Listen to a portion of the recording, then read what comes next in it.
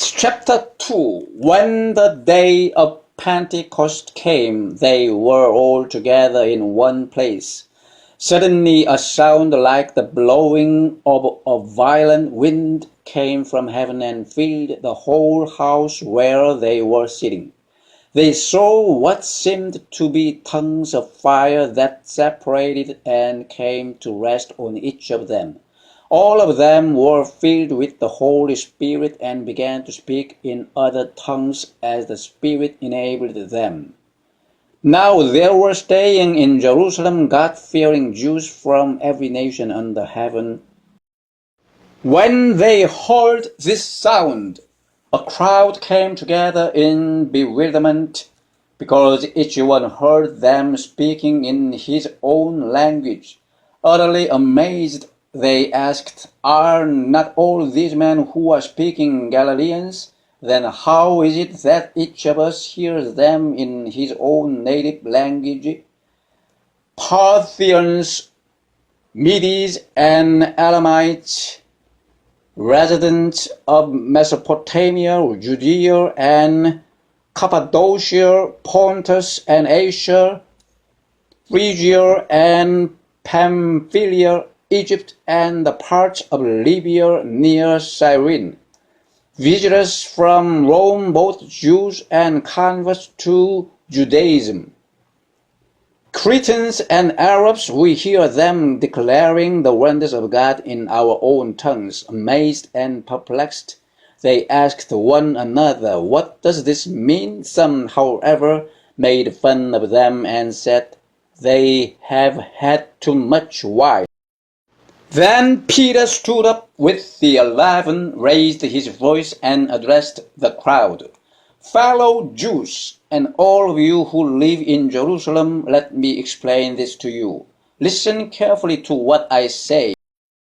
These men are not drunk, as you suppose. It's only 9 in the morning. No, this is what was spoken by the prophet Joel. In the last days, God says, I will pour out my spirit on all people. Your sons and daughters will prophesy, your young men will see visions, your old men will dream dreams. Even on my servants, both men and women, I will pour out my spirit in those days, and they will prophesy. I will show wonders in the heaven above and signs on the earth below, blood and fire and billows of smoke.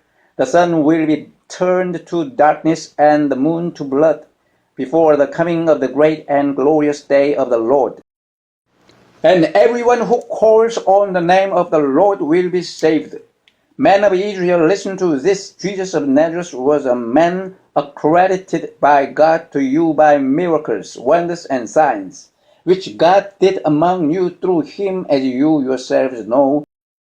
This man was handed over to you by God's set purpose and foreknowledge, and you, with the help of wicked men, put him to death by nailing him to the cross. But God raised him from the dead, freeing him from the agony of death, because it was impossible for death to keep its hold on him. David said about him, I saw the Lord always before me. Because he is at my right hand, I will not be shaken. Therefore my heart is glad and my tongue rejoices. My body also will live in hope. Because you will not abandon me to the grave, nor will you let your Holy One see decay. You have made known to me the path of life.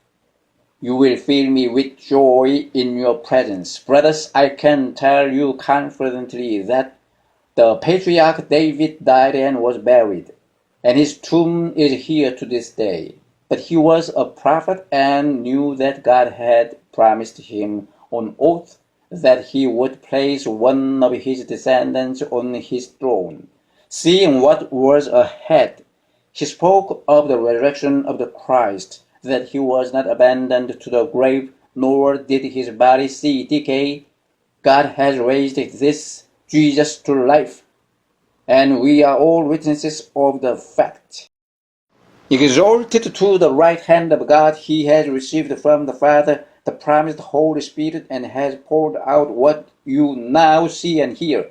For David did not ascend to heaven, and